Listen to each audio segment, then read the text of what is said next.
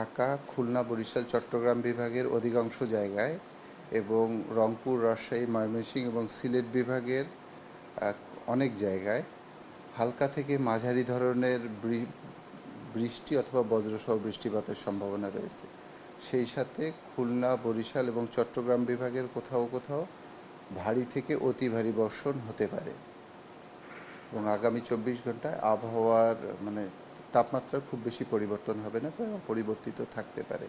বিগত 24 ঘন্টায় সর্বোচ্চ তাপমাত্রা রেকর্ড করা হয়েছে সৈয়দপুরে 34.3 এবং সর্বনিম্ন রেকর্ড করা হয়েছে সিলেটে 23.5। এবং বিগত 24 ঘন্টা আজকে সকাল 6টা পর্যন্ত সবচেয়ে বেশি বৃষ্টিপাত হয়েছে যে আপনার কক্সবাজারে 83 মিলিমিটার এবং এরপরে সাতক্ষীরায় প্রায় 81 মিলিমিটার এবং ঢাকায় বিগত 24 ঘন্টায় বৃষ্টিপাত রেকর্ড করা হয়েছে 23 মিলিমিটার। এই বৃষ্টিপাতের প্রবণতাটা দক্ষিণের দিকে তুলনামূলকভাবে বেশি, অর্থাৎ ঢাকা, খুলনা, বরিশাল এবং চট্টগ্রাম বিভাগের তুলনামূলকভাবে রংপুর, ময়মনসিংহ, সিলেটে বৃষ্টিপাতের সম্ভাবনা তুলনামূলকভাবে কম।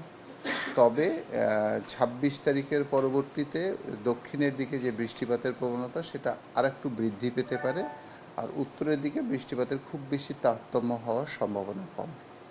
এবং উত্তরের দিকে যে ভারী বৃষ্টিপাতের বর্তমানে এই মুহূর্তের সম্ভাবনা খুব একটা নেই। দক্ষিণের দিকে বিশেষ করে কোস্টাল রিজিয়নে অর্থাৎ খুলনা, বরিশাল এবং চট্টগ্রাম বিভাগে বৃষ্টিপাতের পরিমাণ একটু বৃদ্ধি পেতে পারে। নর্থ বেতে একটা সার্কুলেশন আছে, আমরা যেটা বলি যে একটা সাগরে একটা সার্কুলেশন তৈরি হওয়ার সম্ভাবনা আছে। এর প্রভাবে দেখা যাবে যে এটা ওয়েস্ট বেঙ্গলের দিকে যাওয়ার সম্ভাবনা বেশি, ওয়েস্ট বেঙ্গল অথবা উড়িষ্যার দিকে। এবং যেহেতু এর ডান পাশে আমরা, সেহেতু দেখা যাবে যে আমাদের কোস্টাল রিজিয়নে কনভেক্টিভ টাইপ ক্লাউড থাকবে, সঞ্চালনশীল মেঘমালা থাকবে এবং বায়ুচাপের তারতম্যও থাকার সম্ভাবনা আছে। ফলে দেখা যাবে যে সমুদ্র বন্দরগুলো এবং কোস্টাল ডিস্ট্রিক্টগুলোতে বৃষ্টিটার পরিমাণটা একটু বৃদ্ধি পাবে। 26 জুলাই পরে যে বৃষ্টিপাতটা দক্ষিণাঞ্চলে বাড়বে সেটা আসলে কয়দিন কন্টিনিউ করতে পারে? আমরা ধারণা করতেছি এই মাসের শেষ পর্যন্ত, অর্থাৎ 30 তারিখ পর্যন্ত থাকবে। 30 তারিখ দিবাগত রাত থেকে বৃষ্টিপাতের পরিমাণটা কমে আসবে। ঢাকা দুপুরের দিকে হালকা থেকে মাঝারি বৃষ্টিপাতের সম্ভাবনা রয়েছে, সেটা বিক্ষিপ্তভাবে, কন্টিনিউয়াসলি নয়।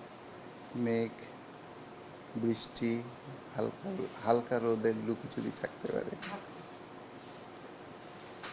বৃষ্টি বেশি হলেও তাপমাত্রা গরমটা কিন্তু খুব কমছে না, এটার কি রিজন কি আপনার? আচ্ছা, এটার একটা দুটো কারণ। একটা হচ্ছে যে আপনি যদি বলেন ঢাকার 25.1 টেম্পারেচারটা কিন্তু অনেকটাই কম।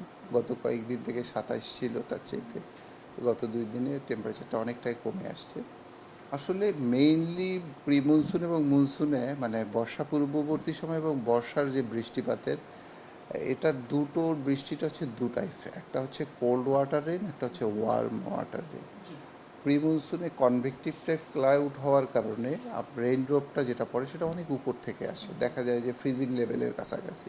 ফলে দেখা যায় যে ওটার টেম্পারেচারটা থাকে অনেক কম, এটাকে আমরা বলি কোল্ড ওয়াটার রেইন। ফলে দেখবেন যে 10 মিনিট বৃষ্টিপাত হলেই যে চারপাশের পরিবেশটা অনেকটা ঠান্ডা হয়ে যায়।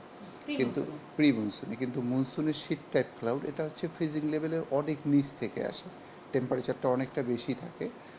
ফলে দেখা যায় যে এটা বৃষ্টি হলে পরেও টেম্পারেচার খুব একটা হেরফের হয় না। মেইনলি ডিপেন্ড করে যে সানলাইটটা আসলে টেম্পারেচারটা একটু বাড়ে, সানলাইটটা আসলে একটু কমে, কিন্তু আমরা যতটা ধারণা করি যে বৃষ্টিপাত হলে যতটা কমবে এতটা কম।